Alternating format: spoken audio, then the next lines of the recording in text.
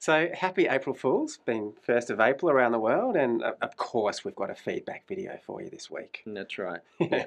And our final one for this run of the course. Yeah. Yeah. So lots of interesting insights, of course, from this week. And some of the learners have been saying they've been finding, still skeptical about the benefits and so on. I think that's a good thing to do, to be Yeah. skeptical and to really sort of question things. A healthy skepticism. And it's interesting to look, when we're sitting down to practice, are we actually really practicing mindfulness, or are we sitting down going, come on, where are the benefits? Give me the benefits. Am I experiencing anything yet? And what we're actually doing is not really focusing on the mindfulness. We're sort of constantly comparing, criticizing our experience. With the mind kind of in the future or caught up in judgments and evaluations about what's happening rather than actually practicing mindfulness. Yeah, and so skepticism in a funny kind of way can get in the way because we're got this constant comparing, critical kind of attitude of mind that's filtering through the whole practice. It's a paradox, isn't it? Because all the research does suggest that there are benefits. I mean, there's certainly a lot of research now showing that.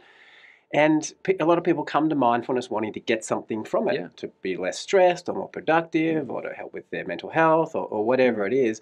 But we almost actually have to let go of that to actually practice mindfulness so that we're not in the future or not comparing what's happening now with then. And it's a very interesting thing, isn't it? Yeah, and so lots of interesting things that people have noticed: ruminating less, freedom to decide better over actions, sleep's improving, feeling more alert. Yeah, that's great. Yeah, so it's a whole range of things that learners are noticing. And some notice that once they've established a meditation practice, when they don't meditate, they feel different. They bump or drop things, according to one learner, or perhaps just feel a little bit more stressed or distracted. And that's a good thing to notice, I think.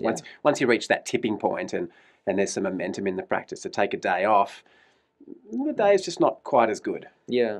It's an interesting question that came up about meditation's a process of transcending the mind or going beyond the mind, but how will mindfulness help in that since we keep observing the mind and its workings? Yes, that's a good question, isn't it? It is. And little question, not a very profound one.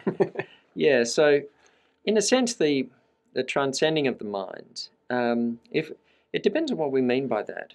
If for example, we mean that the mind becomes very quiescent, and you might want to define quiescent. Yeah, for me at least. It stops, thinking and talking or doing its usual thing.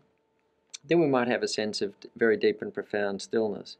There can still be a sense of very deep and profound stillness, even though the mind still presents a thought here and a thought there. And there's a kind of total sense of standing back and awareness of the thought without any involvement in it at all. So a kind of total non-attachment.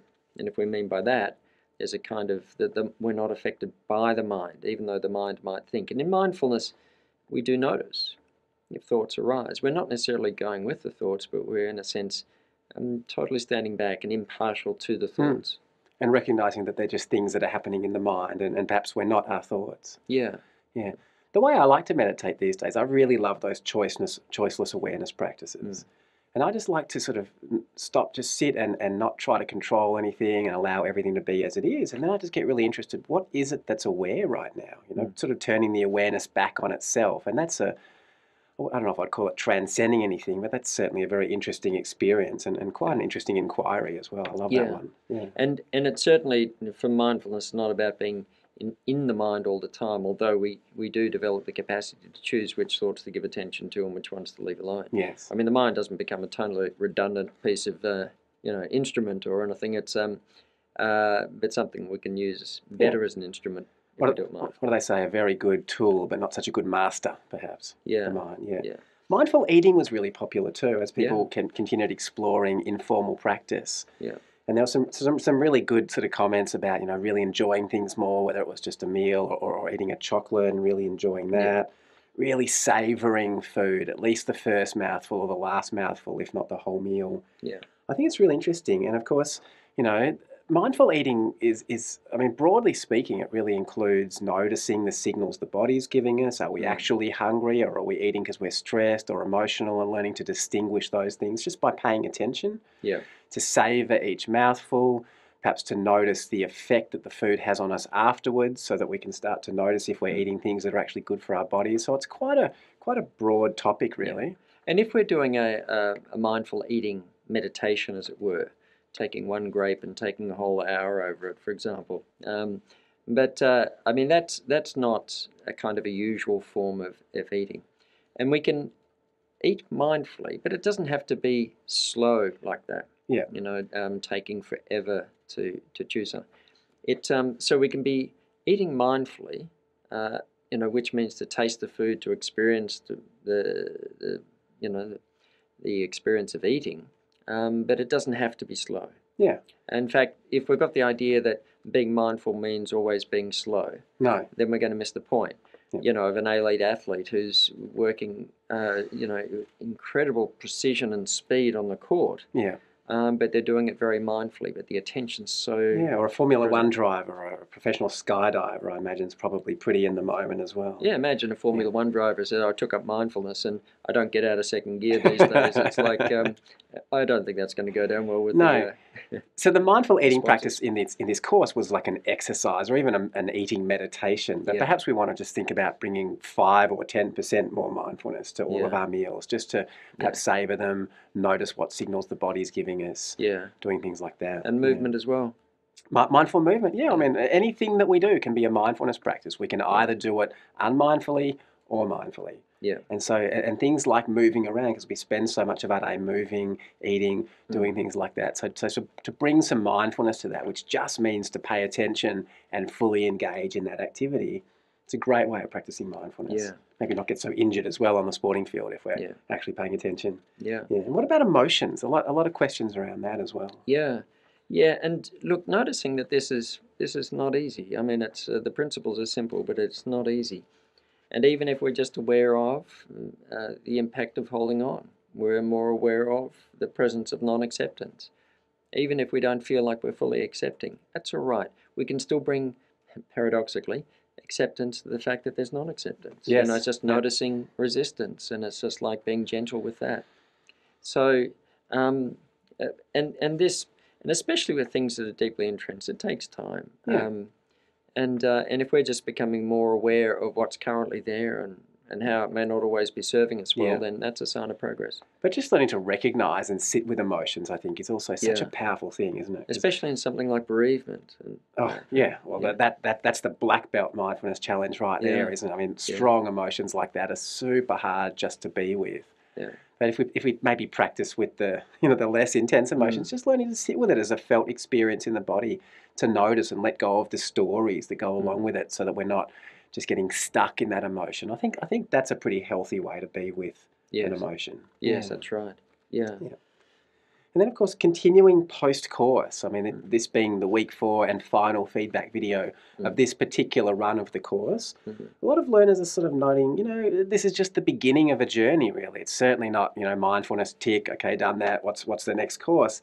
This is very much the beginning of what, I don't know about you, but I think this is a lifelong path, isn't it? Yes. And so learners were asking for some tips for maintaining that practice. Yeah. Well, look, there's a bunch of things, and there's a very good, in step 4.13, there's lots of great tips there. But so just like there's some downloadable tips, aren't there? That's that people could use to maintain Yeah. and establish a practice. Joining with a group or connecting with friends who practice this helps to keep it in the forefront of our mind. So just Googling that, perhaps finding a group in your local community. Some great like that. apps, Excellent apps around now. Yeah, so Headspace, Smiling Mind, for example. Calm, 10% happier. Yeah. And the regularity, get into the regularity of a practice. And you obviously can taper it according to your day and etc. But it's scalable, isn't it? I mean, it might be a 20-minute meditation, or it might just be a few commas here and there throughout a really busy day. I guess any practice is good. Yeah, and remembering the benefits of practice that we've actually noted, but also remembering the cost of being unmindful. Yes. Both just keep that in the forefront of our mind. Is that what we want more of in our lives? I suspect not. Yeah. Prioritising time. I mean, obviously, once we get busy and we get that amygdala hijack happening, the prefrontal cortex turns off, and all those healthy habits like sleep and eating well and drinking water kind of go out the window, and meditation tends to go with them. So just making sure that we prioritise that There's that meditator joke that everybody should meditate for 20 minutes a day unless they're too busy, in which case they should meditate for an hour, right? Yeah. So I think particularly on those busy days, starting the day, I like to try to start my day with some meditation if I know I'm going to have a big one. So that helps too. Yeah. And of course, we've got the next run of the Mindfulness Wellbeing and Peak Performance course coming up. Yep, that starts 1st of July. Yeah. So this course starts again in July. And our follow-up course, Maintaining a Mindful Life, that starts on the 29th of April. That'd be a great follow-on. Definitely. And so if you want to sort of continue to have access to the materials in this course, you might want to think about upgrading. Please feel and please let people know as well if you've enjoyed this course. Tell your friends, tell your family, share it on social media, just so other people can find their way to doing it. Because hopefully, this mindfulness thing might continue to spread. Yeah. And thanks, Richard. Thanks for everything, and thanks to the wonderful team behind the scenes. Jen and Sherelle have been providing the mentoring, and Kat and Rowan and Adrian, all the fantastic team here at Monash and the team at FutureLearn. Beautiful. Love your shirt, by the way. It's great too. Where'd you get yours? Oh, from the Mindfulness store. Did you? Yeah, the Mindfulness shirt from the Mindfulness store. Oh, great. Yeah. Everybody should have one. Everybody should.